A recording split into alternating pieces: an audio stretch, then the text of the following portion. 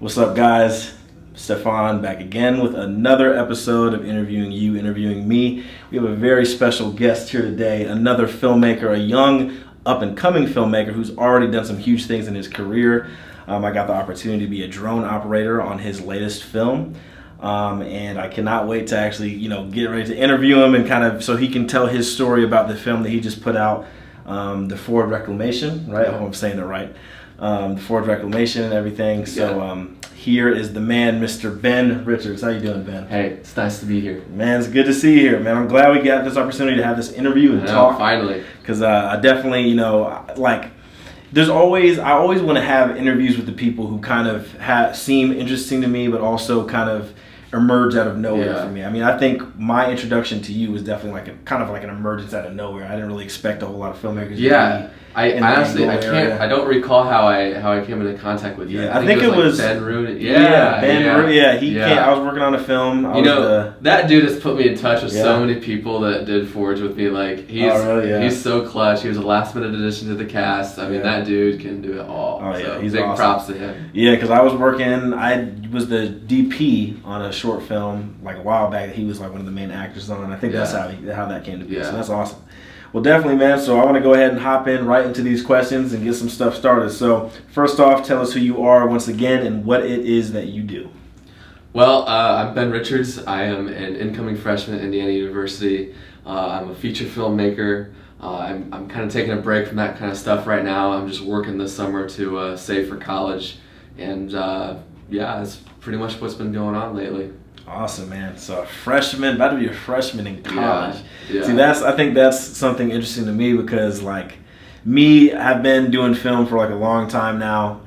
Well, it seems like a long time. It hasn't been that long, but definitely, just kind of seeing someone who was in high school at the time. You're like a senior at Leo High School, right? Yep. So, basically that was kind of like I said, my introduction to you was like, oh man, like there was somebody, with a child. Not really a child, but it's just like, it's like, oh man, somebody who's from, like, at first I thought you were just strictly from the Angola area. Oh, yeah. I forget what exact lake that we shot on. Was it Jimerson Lake? Jimerson. Jimerson, yeah. So we shot on Jimerson Lake for the drone shot. And I was like, oh man, so there must be another filmmaker that's like going to Angola High School or something around here. But that was Leo. I was like, oh, that's really cool. So that was actually awesome to kind of, be introduced to you, someone who wants to learn, someone who has a promising career in film. So I think that was definitely a cool thing that, we got to meet and set up some stuff. So, all right, well, I guess the next question is, what got you into wanting to become a filmmaker first off? Definitely, you seem to have started very kind of early, because when I was your age, I wanted to do film, but I didn't create any films at the time. So what got you started into everything? Well, I've always been a bit of a movie nerd, and I've always looked kind of like beyond what you see on the screen. The production stuff that happens behind the scenes, personnel stuff. Admittedly, some of the drama that was it's a little entertaining, especially at a younger age when you're not too mature. But I really enjoy the aspects of film, how they're made. What goes into making it beyond what you just see on the screen. And I was so fascinated by it, and so I decided that's what I wanted to do with my life. And so I did it last year with Forge, and I just enjoyed so much of it. Like an 8-9 hour shoot felt like 5 minutes. It was great. It was such a great experience. I had so much fun with it. That's awesome, man. Yeah, because like I said, for me, I think just becoming a fan of movies is one thing, and then when you actually want to create the movies, it's a whole nother thing. Oh yeah. So that's pretty interesting as far as wanting kind of I guess what movie got you to become, at least got you to that point where you're like, okay, I actually want to start making movies now. Was there a certain film that pushed you into saying, you know what, I want to make my own version of this, or I want to make something better than this even? Well, Chris Nolan's been a pretty heavy influence, at least when it comes to me thinking I could this is something I could do. Yeah. Maybe not as well as him at first, maybe not as well as him ever. He's pretty good though. I mean, that's a standard for me.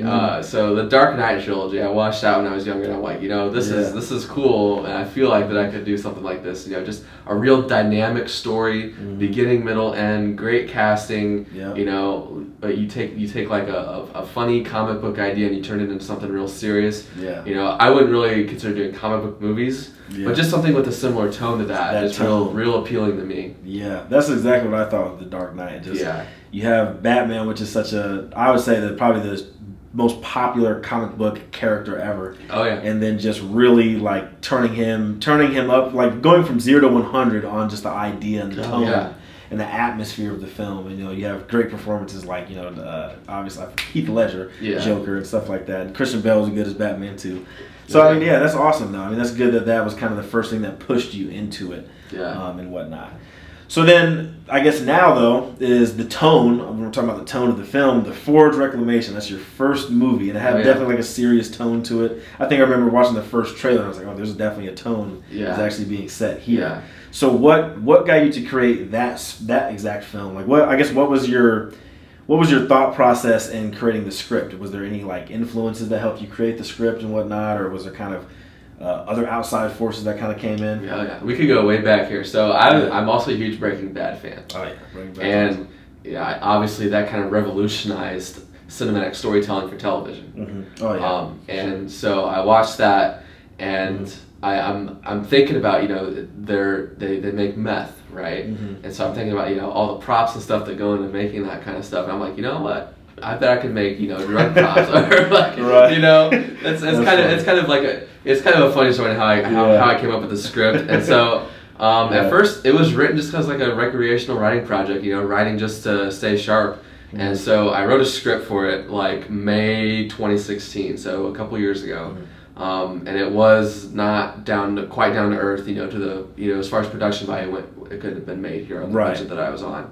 So a couple, the following year, 17, that fall, I'm like, you know what? Yeah. Everybody starts off by making their own film, so I'm going to go through what I've written already and make one. And if I haven't, or if I don't have anything I could make it off of, I'm just going to write something fresh. And I came across that, and I went through. I'm like, if I made a few changes here, this is super doable. Yeah. So we made those changes, and it was obviously doable because it got it. Yeah. So that whole process actually, it was pretty easy compared to what I hear about some other things about independent films. Yeah, I mean that's interesting because I mean, starting in 2016, like for my very first short film, I think it maybe took me maybe 6 months to a year to create it, as far as like writing the script and doing some changes and getting critique and everything like that, and even doing like some test footage. Yeah. But yeah, I mean, there's certain films and scripts that take like years, like 5, 6, 7 years. Like I have a lot of scripts right now that I wrote, and like they're almost done, but it's like I don't know when I'll be able to find time to finish them. You know what I mean? Yeah. I have a film that I wanted to film in the wintertime in Indiana. It took me 2 years to write that.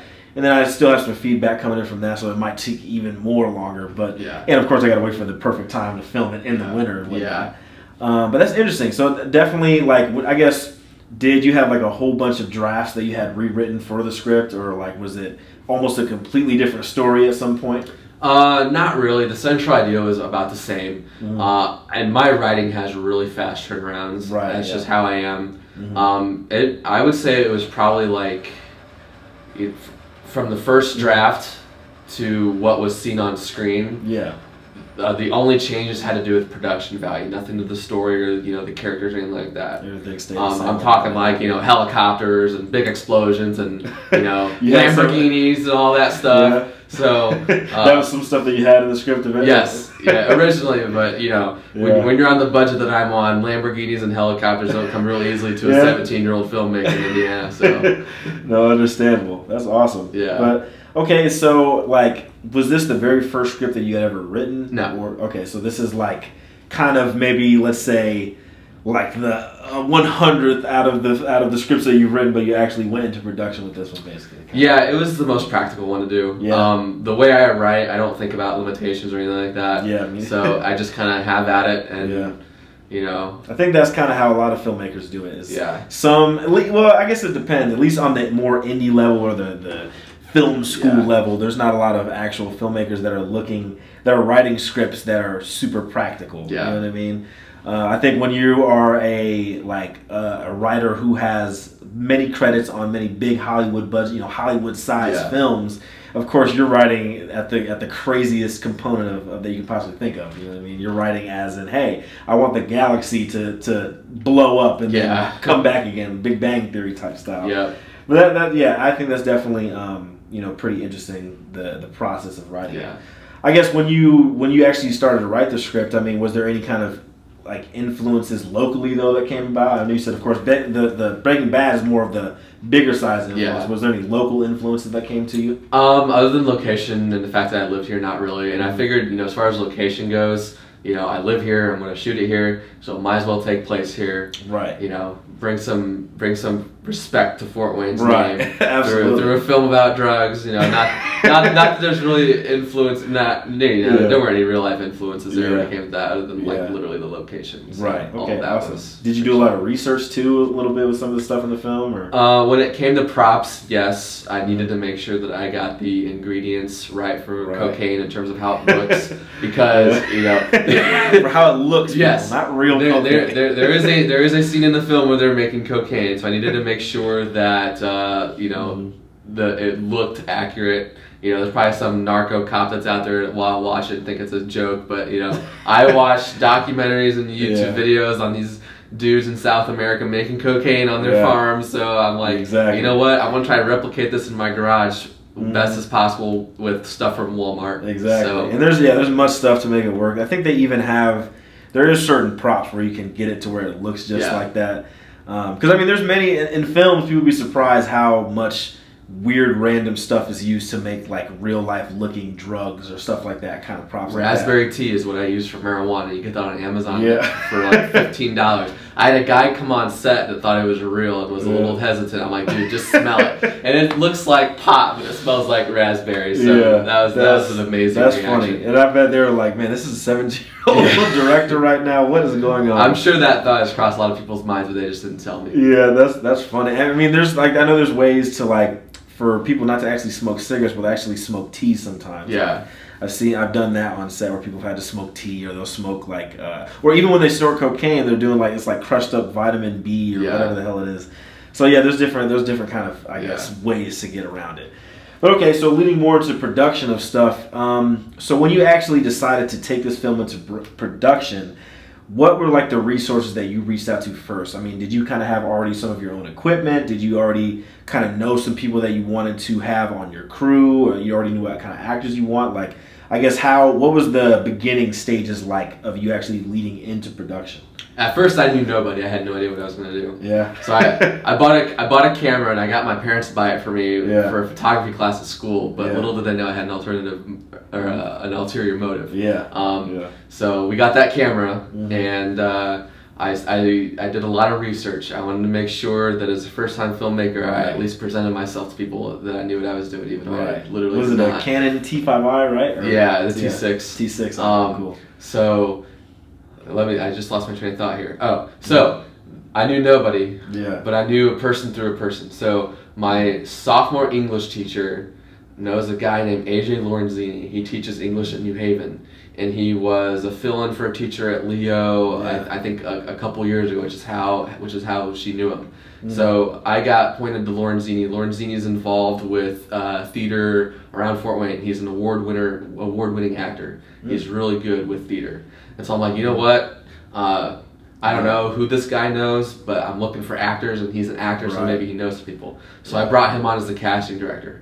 And when we had auditions, so I posted all the auditions on like Facebook and like Backstage and stuff. And when we had auditions, he sat in on all of them and gave his input, which is like super valuable to me. Because again, I have absolutely no idea what I'm looking for. Right. Yeah. Yeah. So he was super valuable. That's cool. And then once we had everybody casted, he would come on set as an extra sometimes to help with makeup. So he was very well rounded, and he helped out a lot more than he probably thinks. Right. Absolutely. And especially with films at such a small size, and I'm sure you'll start to learn this more even once you get into like film school and just more productions that you get onto by yourself outside of school, is that sometimes you have to play all the roles. Oh yeah, damn near. Like a lot for my productions with SW Films, I'm usually the director, the producer, the editor, the cinematographer, the grip, the gaffer, every damn position, all depending on the size of the production. Sometimes these productions I've been doing this year, I've been starting to have a lot more crew people come along. But yeah, definitely it's good to have, sometimes on the smaller productions, you'll have somebody who might be a grip, but they also do hair and makeup and all that kind of stuff, which is funny. I literally did all of the above. Yeah. I even was in it for like 5 seconds as a little camera. I remember. So that's interesting. So I mean, okay, so you found him. So So that, I guess that was your easy way to find the actors and stuff like that. And then would you say that you and Lauren Zini were like the only crew people necessarily? And I guess myself, once I got involved, but like in the beginning, would you say that you guys are the only 2 crew people that was on the film? Yeah, we were. And the thing with the actors is he knew a couple of them, but a lot of them came from social media. I really underestimated the value of social media and finding people at first. Did you make a post and stuff? And well, at first I posted on Backstage and just left it there. I didn't know that any of the Indiana filmmaker groups or anything like that existed until, you know, when we were in the middle of the casting process. I discovered, like, oh my gosh, you know, I need to be posting my casting calls on here. Absolutely. 100%. And man, Backstage worked. I casted like, you know, so there were 7 main roles I was casting, and one of them I found on Backstage recruited. That was Tim. Tommy and Gage and Emma applied through Backstage, so that's how they found it. So 4 of the 7 came through Backstage. Everybody else was through social media. That's awesome. And see, like, definitely, because I know I'm involved in a lot of the Indiana film groups and Facebook pages and stuff like that. And those are definitely helpful in finding, sometimes even further out than just local talent. Sometimes you might find somebody who was a part of the Indiana film, I guess, community and had moved out but has still been involved or whatever. And then, you know, they might want to come back because they realize this is a, you know, cool opportunity for them. So, I mean, that's awesome. I mean, because definitely, you know, one thing I will say is that social media is definitely a huge thing that once you start to create more of your own films, and whether you're doing music video productions or commercial productions, social media is going to be the thing that is going to help market and drive it all the way to, you know, all the way to success, basically. So definitely keep in touch with social media and doing all that. Well, I knew about the marketing value of it, just not like, you know, finding people. Right, yeah. I was surprised, because after I was having trouble filling some of the roles, actually. Yeah. You know, I was getting real desperate, too. Right. You know, I was... Didn't want to, like, bring in people from school too much and stuff like that. I literally was about to. Yeah. You know, because I have too much of an ego to cancel a film over that.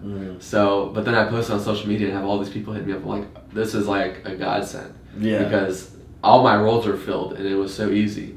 I wish I had discovered it at the beginning, because for auditions I had some no-shows, and I was like, "Oh, this isn't good." But we were able to get all the roles filled, which is great. Yeah, that's awesome. And I remember my experience with my first short film, like literally just trying to bring in auditions and trying to learn how that whole thing goes, and knowing the exact stuff to say, because sometimes when, as a casting director, like sometimes you have to know at least. There's certain things in the auditions that you have to kind of do to make it, I guess, seem professional to some people. And that kind of leads into my next question is, like, being at the age that you were when you started the film, 17 and stuff like that, like, was there any kind of doubt that you may have gotten from crew people or actors at all, or just overall production or distribution side of anything? Or that you felt like specifically? Not really. I'm sure there were times where they could tell that I was a bit inexperienced, but all of them were real graceful about it. None of them pointed it out to my face, even though there were times where I knew that they're like, "Oh yeah, this dude's like an idiot. He doesn't know what he's doing." No. But you know what? But more of a learning lesson. There were points there where that line of thought would have been acceptable, I will admit, and I'm sure that some of them will agree with you. But I have great relationships with everybody. That's good. And I think what's good too is that, because me personally, I don't meet a lot of younger filmmakers. Like, I can't, like, all the filmmakers that I have met have been either my age or older. Yeah. You know, I've been on a lot of different productions where there's a lot older, like, and that's what you'll start to realize too. There's gonna be a lot of older people in certain kind of positions. Yeah. Like, usually the production design, and sometimes it can change. This is just what I have witnessed on some of the productions I've been on. Production designer is usually someone older. Sometimes the director of photography, at least the legends, are usually older. Like if you're talking about, how am I forgetting his damn name? Since I forget his name, I'm not gonna think about it. But there's a lot of there's some people that are who are a lot much older, and you'll start to realize that. And I've only met one other younger filmmaker than me on a production out in California last year. And I think she was like an intern. Usually people who are 17, 16, 18, they're usually on interns instead of production assistants, at a certain point. Because sometimes there's certain age regulations that productions and states kind of follow. Yeah. But yeah, I mean, that's, I think more than anything, it's more of just like a learning experience for you. I think other actors who maybe worked on other productions a lot, on more productions probably realize that as well. So I'm sure it wasn't much of a big deal, that much. But okay, so this film was distributed through Open Sign Entertainment. Correct. So how did you get linked up with them? Because that is definitely, Open Sign Entertainment is pretty well-known distribution and production company in Fort Wayne. How did you get a hold of them? I would say that was luck. That just really came out of nowhere. Yeah. I had Jeremy Storch hit me up on Facebook one day saying that he knew of an actor or an actress. I can't remember what it was, but he said he knew of an actor and actress that auditioned for it, and he said that if I needed anything, that they're there for me. So I capitalized on that. Yeah. And they're a good company. I borrowed one of their cameras. I linked up with Jeremy and got distribution. They have been so good to me, and I'm part of their membership now. It's a great company, great people there. I have nothing but good things to say about them. That's awesome. Because that definitely was, I think I've worked with Open Sign twice. Well, 1.5, I'll say. The film that I had worked with Ben on had Open Sign Entertainment. Yeah. And that's the one I was the DP on, and I had to drop out because I had other projects I had to take care of. And then your film. So I was like, okay, Open Sign Entertainment, because I know they've been around a lot of different times in Fort Wayne. Yeah. And they've produced a lot of the more local films, and I think that's pretty cool that they helped you out specifically. Look, I can't speak. Specifically, this being your first film, and kind of wanting to, I guess, teach you some things. The distribution is a whole nother monster in itself. Like a completely different monster. I mean, I guess when you met up with them, was there did they have to teach you a little bit of things about distribution? I guess show you kind of a way how they want to particularly go about pushing out things? Yeah, it was a bit of a process to hammer all that out, mostly because I didn't understand a lot of it. And straight up, that film would not have been finished or released in the way it had been if not for them. So lots of props to them. Absolutely. It's good to have... The original plan was to just post it on YouTube for all to see. And nobody would have profited off of that, so... Right, exactly. And that's it's good that you actually went and took that route, which is my next question, which is a perfect segue, is... the release party. So, or not the, I guess not the release party, the premiere. So with the premiere of the Forge Reclamation at the Cinema Center, of course, a lot of people know, are very well. The Cinema Center is very well known out in Fort Wayne. There's a lot of different premieres and release parties I've been a part of that have been out of there. I guess what got you to. Was it their idea, Open Science, to go through like Cinema Center, or did you kind of thought, hey, this would be better to do an actual release party like this or a premiere like this, where there's all these people watching, and I can be a part of, part of the premiere too? Was that kind of your idea, both your guys' idea, their idea? That's Open Sign. Cinema Center is their usual vendor when it comes to showings and stuff, and so they have a long relationship with them, and so they actually took care of all that. I was not very involved with the logistical stuff at all, which is probably good because I'm not good at that kind of stuff. But they did an excellent job of planning it. Of course, they invested in marketing a little bit, and as a result, the premiere sold out. Oh, yeah. So there were a bunch of people there that had a chance to party a little bit, meet the cast, meet the crew, maybe meet me. I can't tell maybe meet me. Maybe, I can't tell you how many kids and spouses and coworkers I met that night. All those faces and names. That's awesome. They escaped me after about an hour, but it was such a good time to sit down and talk to everybody and enjoy a movie. That's awesome. Yeah, I remember going to it. It was definitely very packed house. Everybody had enjoyed the film and everything. When leading up to the premiere, was there like a lot of, I guess, thoughts kind of going into your head, like, man, I hope people like this movie. I hope people kind of realize where, what the tone, they realize, I guess, that this is the first film and that you're growing and stuff like that. Yeah, I was a little bit. I can't control the thoughts of other people, and if I can't take criticism as a filmmaker, then I'm in the wrong industry. Absolutely. But that being said, and this mainly applies to my friends and family, more so my friends. I have a habit of hyping things up to people, and I do it all the time. And I'm sure that I had a couple of these friends that don't know much about what I'm doing, expecting like this Hollywood masterpiece. And so I had to bring everybody back down to earth before we went. I'm like, look, if you're going in there expecting a Hollywood masterpiece like from a Spielberg, you're setting yourself up for disappointment. So remember, I made this on this X budget as a 17, 18-year-old. Yeah. So, just... if you see something that you think might be a little ridiculous, just keep that in mind. And, everybody, and of course, like, my friends all understand it now since they've seen it. And they're like, they appreciated it for what it was. I heard nothing but good things about it. Maybe, like, it was funny when this happened, and it is what it is. It's a good, yeah, because when I was your age, and I remember when I had decided to go over to Full Sail. I think that's what a lot of people had expected. People were like, all right, you're going to be making these Hollywood, big budget movies, cameras, lights, action, all that kind of stuff. And I guess the only people who really understand, I guess, the difference, and I guess that kind of the tier level, you know, the tiers that you have to go to get to that level specifically. Yeah. You know, sometimes it all goes on just by the experience, the knowledge that you have, but also goes by sometimes the equipment that you may have or the crew that you may have, actors, this, that, and the third. So it's definitely like a thing that family and friends won't understand in the beginning. You know, it's definitely one of those things where they'll ask a lot of questions. Some people used to ask me, "Oh, why are you even doing film? Or what kind of films are you gonna make?" You know, everybody, whenever you say that you're a filmmaker, somebody's like, "Oh, are you gonna be shooting pornos?" and all that. I was like. You know, so that's I get those jokes too. Yeah, all the time. Definitely, you know, being in high school and, you know, kind of getting to that level, that's something that people will definitely still try to question and whatnot. Yeah. But it's good that you're going to a place that, you know, kind of has a nice film community there, and we'll definitely get into talking about that as well. But specifically with the premiere and everything, I mean, definitely, what were you expecting from the premiere? Like, as far as like the critique of the film. What was, I guess, the expectation that you had from I guess, the criticism? I expected people to like the story, and that was true for the most part. I expected people to be a little bit wary of some of the production techniques and, you know, the quality and stuff like that. And there were some criticism, some valid criticisms about that as well.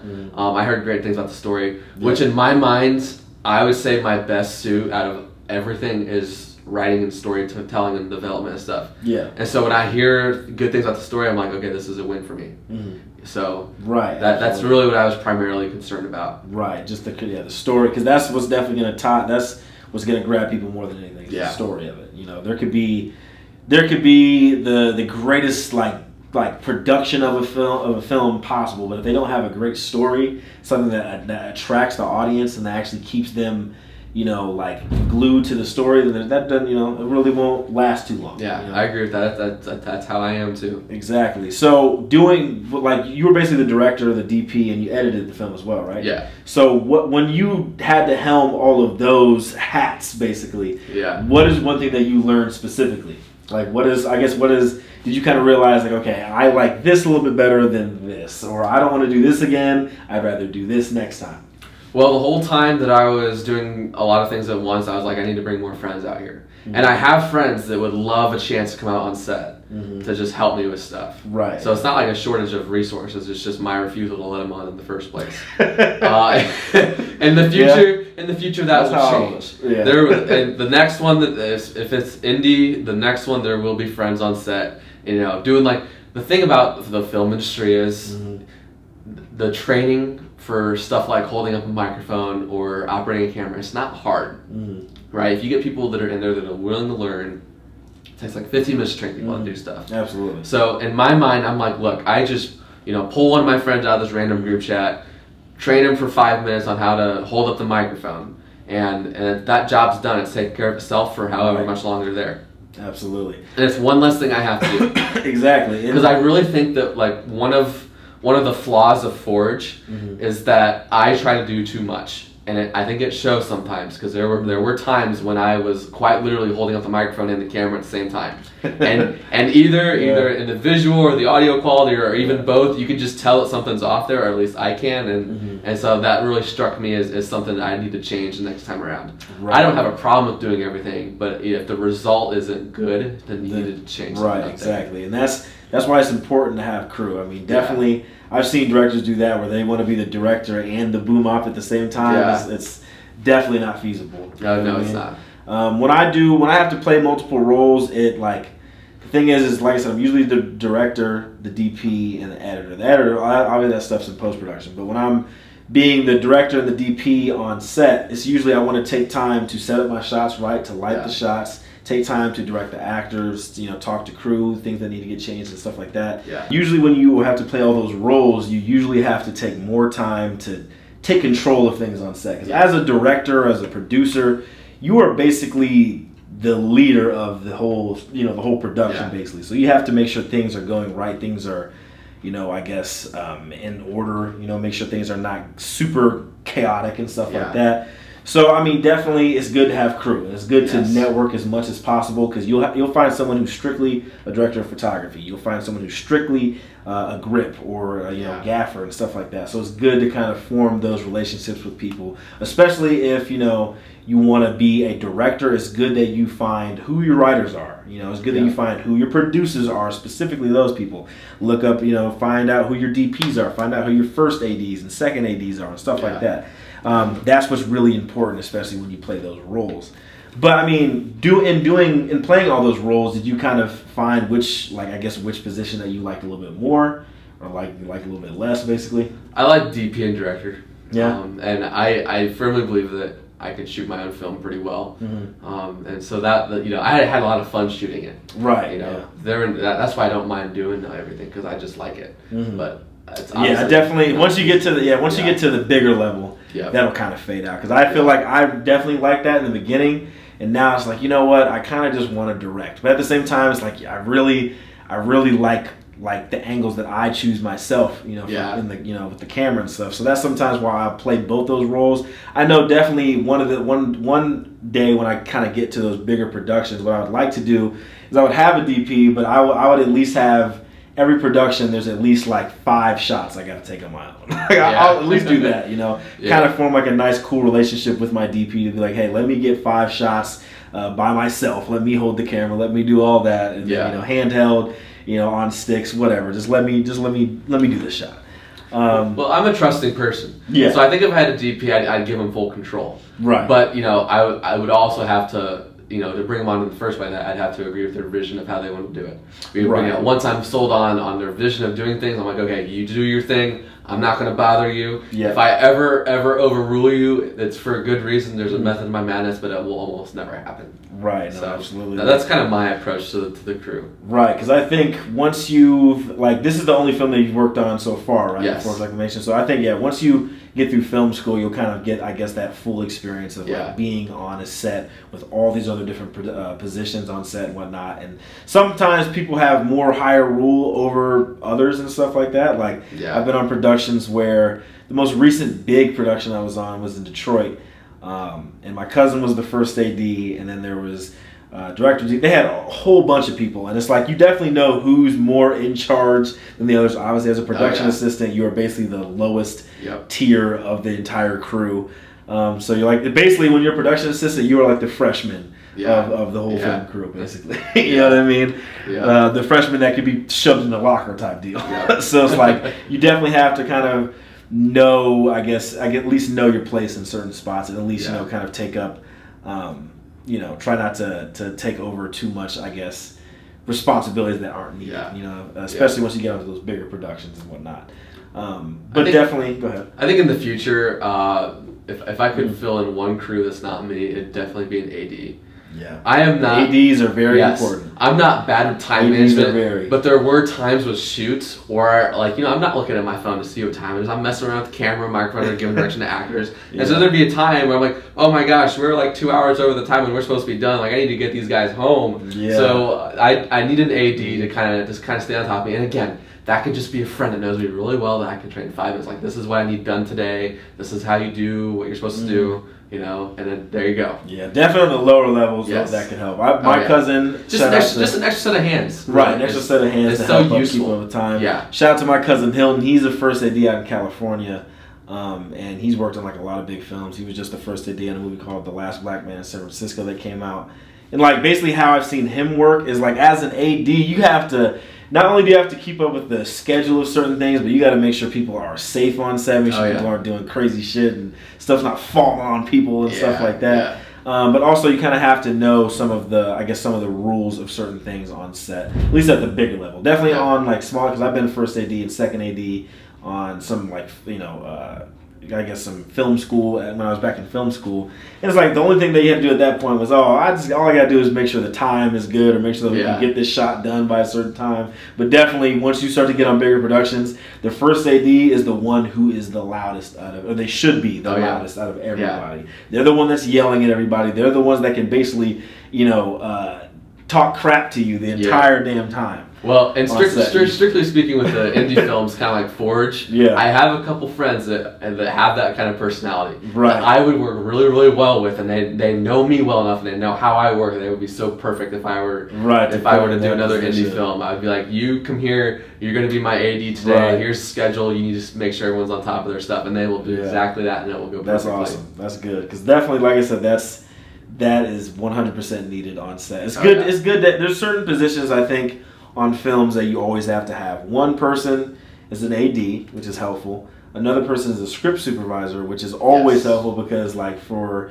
continuity stuff, you know, that continuity sometimes sometimes it's hard for audience to see, but sometimes it can be so blatantly out there where it's just like, okay, this is, I see what's happening here, like 100%. You know what I mean? Or I see that there's a coffee cup placed, like how they did in what's it called, Game of Thrones. Yeah, the water bottle and the Starbucks coffee. Yeah, it's like, oh man, it's like, isn't this supposed to be placed back in like the old days or something? Like that's definitely a mess up. You know what I mean? So script supervisor is very important. A producer is, I think, if you can't find a separate producer, being your own producer helps. Yeah. But knowing as a producer.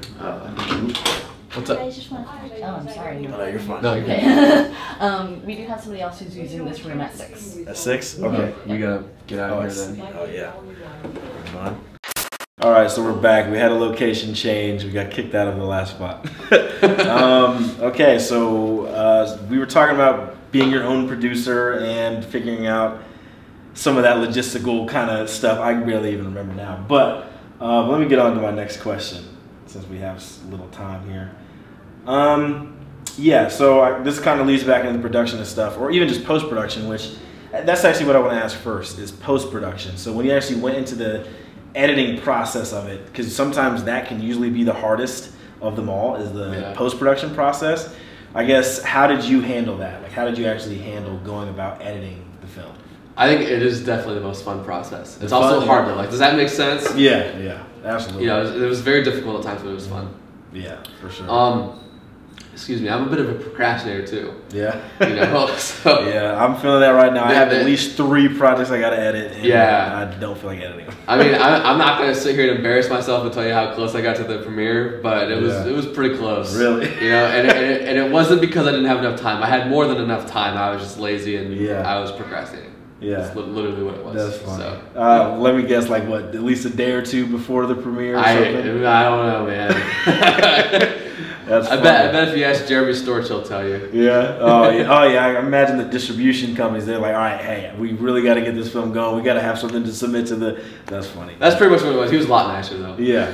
Cause some people will really just be on you. I've had that happen a few where like people really want stuff now.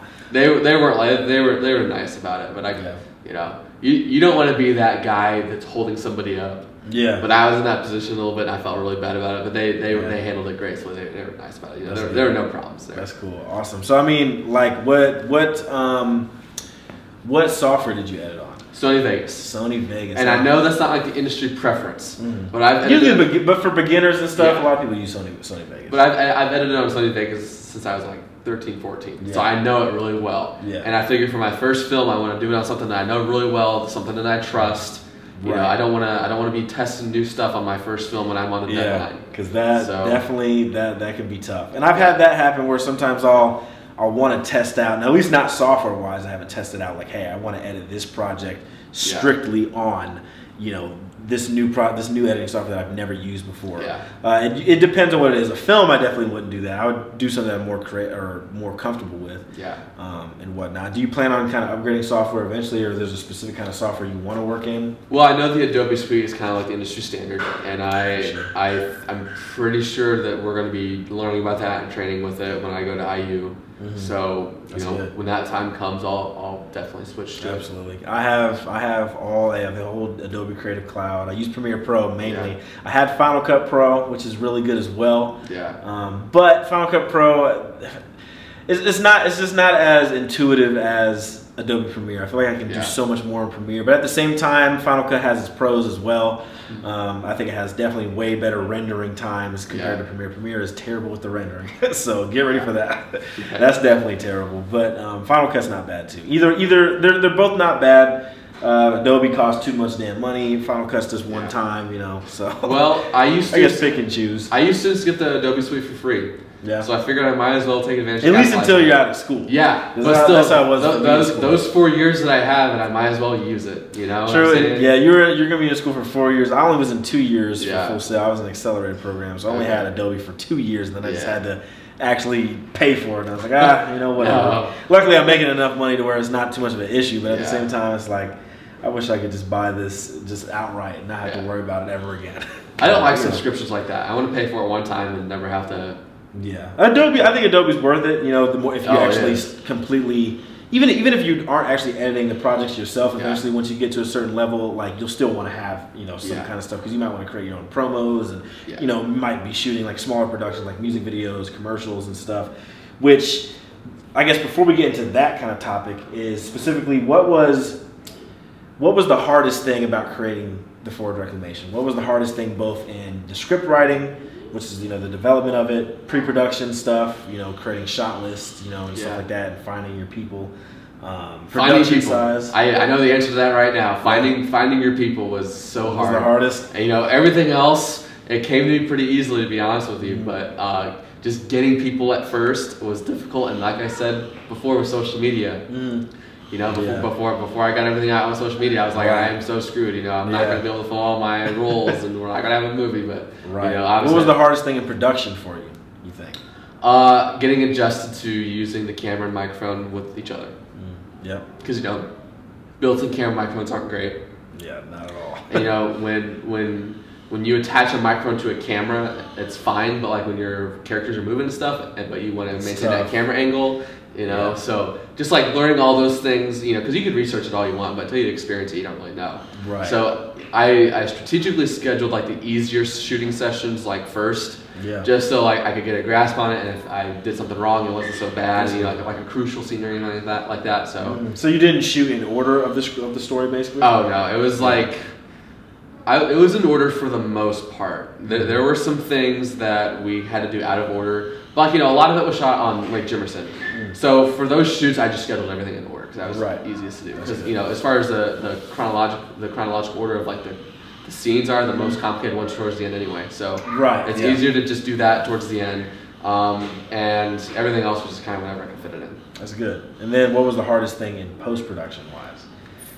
Making time. Because you had like a time that you wanted to hit for it? Yes. I am that guy where I say, oh, look, I have 4 months to edit. Yeah. And in a month I go, I have 3 months to edit. And a month I go, I have 2 months to edit. And in a month How long was the film?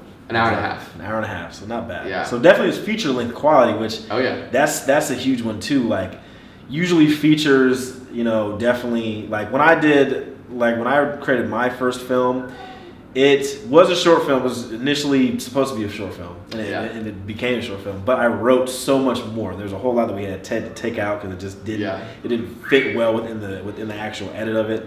But definitely a lot of scripts I've been writing now, like the film that took 2 years to write, was going to be a short film. But then I was like, all right, I'm going to just make this a feature film because it's already like 100 pages or something like that. Which how many pages exactly was in this film?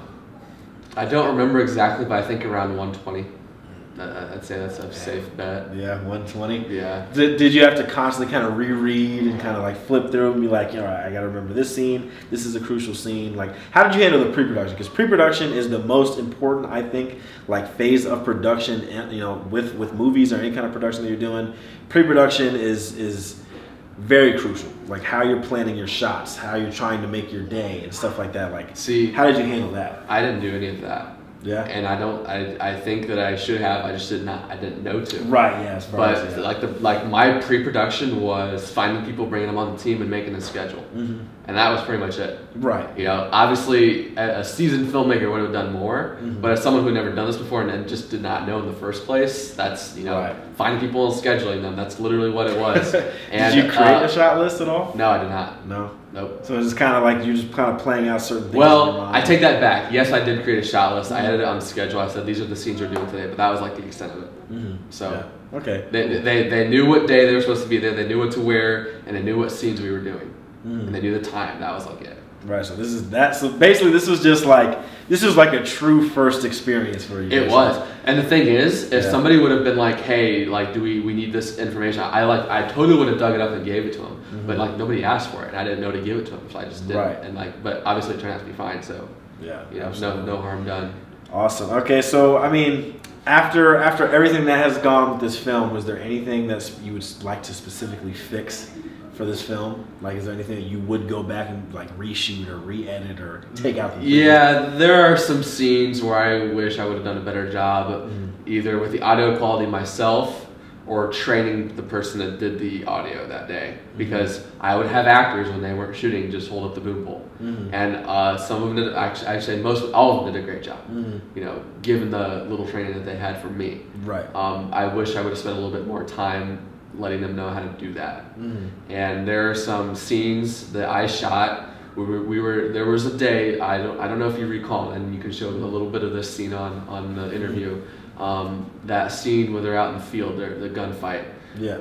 There was a hailstorm supposed to be that night, but that was the only day I could get it. So I'm like, guys, today we are going to beat the weather. And we did beat the weather, barely. Like, we got inside to shoot that barn scene, and it was like everything raining down on that barn. So I did voiceovers with all that dialogue later. Some ADR. But you know, but backing up a little bit, we were trying to beat the storm. Yeah. And so those scenes were like shot. Like, you can tell it was rushed a little bit, because it was. You know, we had to get that done. There was no other day we could do it. Yeah. You know, it was do or die for there. So, you know, whatever came out of it, it was the best we could do. And luckily, it was pretty good what came out of it. Cool. Awesome. So, I mean, that definitely, like I said, that's a huge learning experience. Oh, yeah. Just right then and there. I mean, I think definitely from my experience working with you, is like, I was like, okay, it's like, all right, he's young, like, you're learning some stuff, you're trying to kind of figure out. Definitely, I knew that you were a beginner more, I guess, on the fact of doing the director and DP stuff and not having a whole lot of crew. Yeah. At the same time, it's good that you still communicate with your actors and stuff. Yeah. Especially if you want to be a director, the biggest thing is like having communication with your actors is always important, and forming like a really good relationship with them. Yeah. I think definitely you formed a good relationship with Tim and stuff that was on set, Ben as well, so that's good. So, more on other productions. I mean, with films, is there any kind of other productions that you'd want to do? Are they all? I can't tell. Well, it's not 6:20 yet. It'll be like a couple minutes. So we should just stay here until they kick us out. Yeah. There. So, okay. So, is there any other productions that you would want to kind of helm at one point, like music videos, commercials, short films? Like, is there any other kind of productions that you would like to take up? TV production? I'm content with the narrative stuff, like short films and feature films. I'm not musically minded enough to do a music video. Yeah. I don't know if I bet I could if I really wanted to, but like you know, with the knowledge I have now, if I did a music video, it would be absolutely horrible. I think with music videos is what I've learned is, at least on the level that I am doing music videos on. Yeah. Like, you have to. The artist sometimes can be a pain in the ass. Depending on who you're working with, but also on bigger levels of stuff because I've been on a pretty big music video, the one I did in Detroit. Yeah, that was for like a huge artist that most people know. The thing about stuff like that is that you have to spend a whole bunch of money in a very little amount of time. They might say, you might get a call from a producer saying, hey, I want you to direct this music video tomorrow night. Yeah. We have to shoot it only tomorrow. We have a budget of 10 grand and we need this all spread out here. You think you can do it? Like that's kind of the calls that music videos get a lot all the time. Yeah. Is that you're dealing with people who just really want to just kind of try to create something in like a few hours, basically. Yeah. As far as production wise. So music videos are definitely tough. Commercials, I think, are fun to me because not only do they pay the best, but they also, I think it's always cool to work with a product or work with a company that has a service that they're trying to promote and push and stuff like that. It's always good to kind of take not only their vision that they may want and turning it into something completely different. I mean, that's the same for music videos as well. Like, you're taking someone else's vision and basically sculpting it as, or putting your 2 cents in, but also even sculpting as your own sometimes. Yeah. I think you'll probably get an opportunity to work on all different kinds of productions at one point. I'm sure in film school they might say, hey, we have the music video we wanted you to do, like we just want you to test shoot it, so you get that experience. It's kind of the same in a sense, just without a whole lot of sometimes there's not a lot of narrative, that goes into it, but also there's not a whole lot of sound that you have to have on music videos. Yeah.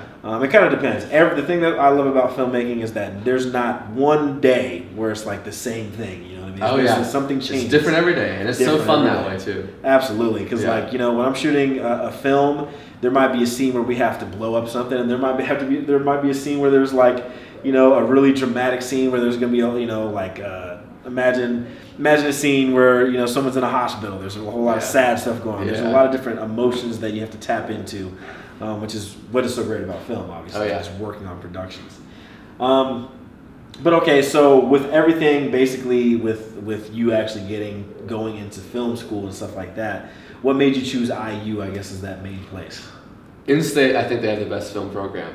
They have a lot of alumni there that stay involved with the film program there, and like those same alumni are in the industry, right? And there's a lot of them that are relevant with what they're working on. They're working on mainstream stuff, and they're working on stuff that I want to do. So it makes sense to go to a program that they endorse and that they help work on as well, because they're helping the university build a curriculum that is best for people that want to be in Hollywood. Yeah, absolutely.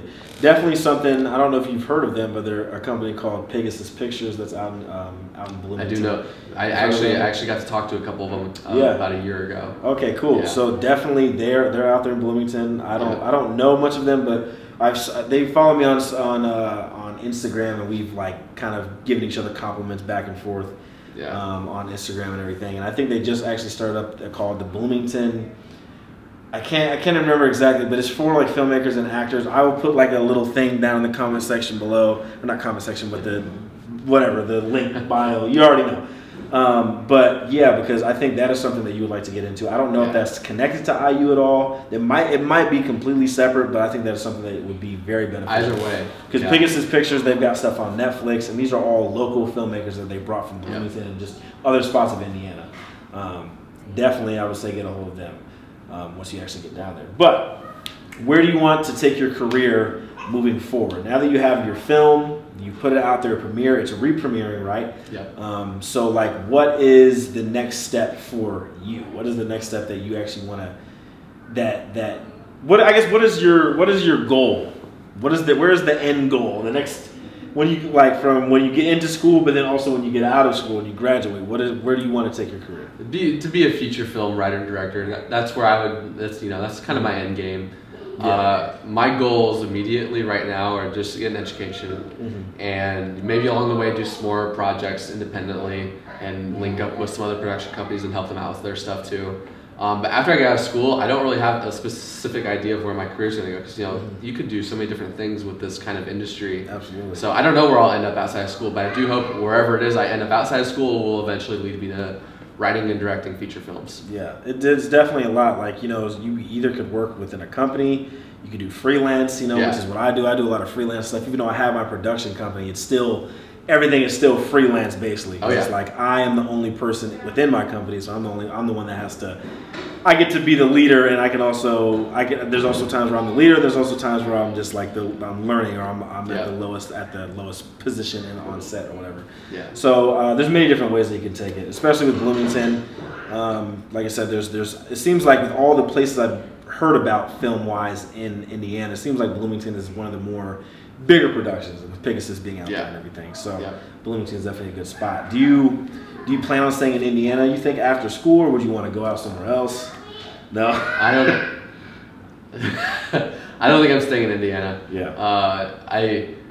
I think that I'd like to try moving out to a place where the industry is really booming, like Georgia or California, or maybe in 4 years it might be Indiana. With the way things are going here, it would not surprise me at all if Indiana ended up being a hot spot for film eventually. Yeah, and I'm surprised it isn't. They're trying to pass. Yeah, that's definitely like they're trying to pass the law to where we can get more incentives for film. Yeah, and I hope they do, because I really would like, if I could help it, I would like to stay home and be able to fully live my dream out.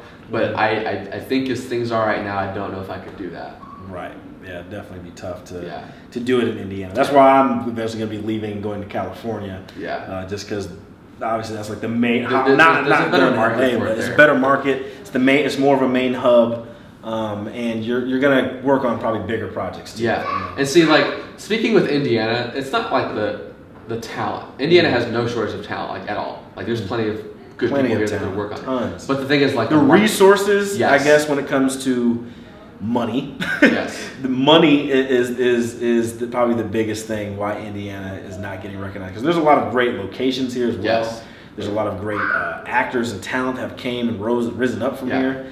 It's just that resources with money and possibly even just the lack of knowledge of Indiana. Yes. Of like, oh, hey, you know, the only thing that people may think about Indiana is there's corn. Corn, yeah. You know, but it's like, come on, you got Notre Dame, which is a very prestigious college, IU. You know, Parkview is a very huge company within itself, just in the medical industry. Yeah. So it's like, and then there's other factors that prove why Indiana is such a great place to film something at.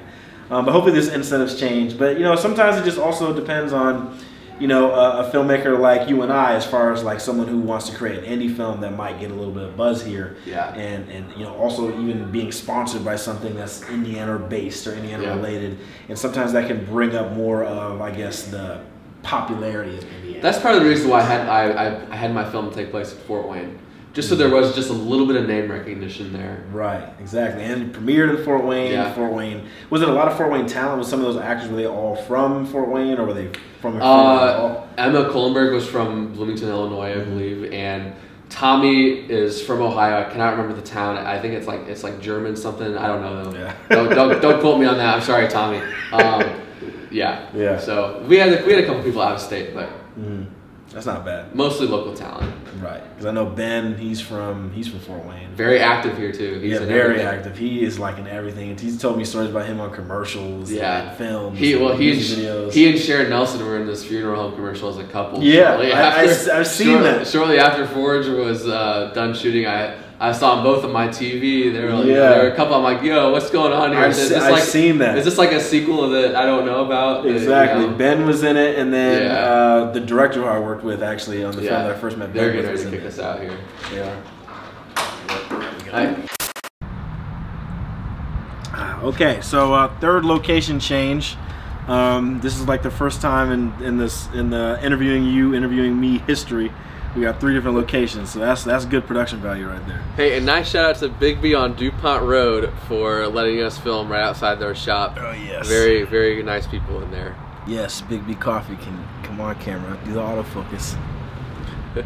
No, not autofocus on me, autofocus this. Yeah. This is good stuff too, man. Oh yeah, I like it. Hot chocolate, even though it's like 80 degrees out here. Feels good. Oh yeah. All right, so back to the interview segment that we were on. So yes, moving forward with your career and stuff like that. One thing that I noticed, obviously, you said that you want to kind of take a break. I mean, what is stopping you right now from, I guess, trying to create different either small films or different commercial productions, music video productions, like I guess right before you kind of get into film school? Just lack of time. Lack of time? Lack of time. Also, I'm working 40 hours a week, so just the schedule, it's not practical. Yeah. But I'm hoping that some experiences at the film school will change that, and then next summer I might be able to, I don't know, I'm just keeping my options open. If an opportunity presents itself that I think would be good to take on, then I will certainly take it on. Absolutely. Awesome. So, I mean, definitely you're obviously excited to go to IU. You're going, you said August 20th, right? Yep. I mean, is there anything, what are you expecting anything from, like, I guess that first kind of initial step into film school at IU? Is there something that you're kind of hopeful for, something you're a little nervous of, or? I am really hoping to meet some people who are like-minded to me, in the hopes I can work with them in the future. Yeah. You know, we're all peers, we're all trying to get to the same thing or something similar. You know, I want to be a writer-director. Maybe the person sitting next to me wants to be a talent agent, or the person sitting across from me wants to be a DP. You know, it could be anything. And all these people are coming together for film school. And so it's just all about making those connections, and, you know, maybe down the road I can help them out and they can help me out. So that's what I'm really hoping to get out of it. Yeah, networking is the biggest thing about film school. Because some people will say that film school isn't worth it. As a person who went to film school, It's definitely expensive. Yeah. But at the same time, I think it's worth it because you get to meet other people who you can also kind of create lifelong careers with, basically. Yeah. You know, so and that's the best thing about it. Their film school dynamic is interesting, actually, because the degree I'm getting is media. You know, with a concentration in film, with a certificate in narrative filmmaking. Yeah. So you get the media degree, and all that entails, with the concentration and certificate, which is essentially a minor. Yeah. Okay. So any job that requires a media degree, I qualify for. And any job that involves cinema or film, that just helps. You know, icing on the cake there. Right, basically. So it is a very, very marketable degree outside of the film industry, just in case, you know, like a plan B. Yeah, awesome. So I'm definitely excited to see more of the stuff that you do. We turn up the ISO a little bit real quick because it's starting to get darker out here. 500. That's good. Okay, so all right, second to last question, or really the last question is, what is your favorite movie of all time? Favorite film of all time and why? I always say Interstellar. Yes. I don't really have a particular favorite film, but when I ask that question, I always say Interstellar because I think the story is good. I think you've got a lot of good elements of production there, such as cast, location, quality, soundtrack. You know, it's all there. It's all perfect. Absolutely. You know, Chris Nolan really had his ducks in a row for that film. Absolutely. And it shows. Visually, yes. I remember seeing that in It's theaters. just, the bottom line is everything is there. And when everything is there, that makes films good, you know? Right. So that's why I usually say that's my favorite one. Okay. And give your social medias for everybody that people can check you out. And also let people know about, you know, the next premiere for Forge Reclamation. Oh, yes. So, Forge Reclamation will be premiering at Cinema Center again on July 28th at 4 p.m. Tickets are on sale now. I'm going to say that again. My voice just cracked. The Forge Reclamation will be showing again at Cinema Center on July 28th at 4 p.m. Tickets are on sale right now at the-forge-movie.com. You can get them right there or on Cinema Center's website. You can also visit the Forge Reclamation social media, all at The Forge Movie on Twitter, Instagram, Facebook. Ticket links can also be found there as well. My Instagram is BenRichards00. Twitter is Richard00Ben, and Facebook, of course, is just my name, Ben Richards. You'll recognize the profile picture.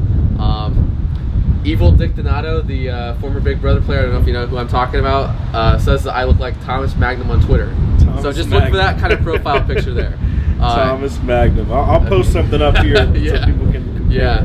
Yeah. Awesome, man. Well, thank you, man, so much for being on the show. I cannot wait for everyone to go check out the Forge Reclamation. Go to the premiere. I was a part of it. He was the director. He created all of it, and it's an awesome cause just to support local talent. You know, to support local filmmakers, support local creatives. You know, because Fort Wayne has a lot of talent, but sometimes there is not enough, I guess, camaraderie put together to support what we do.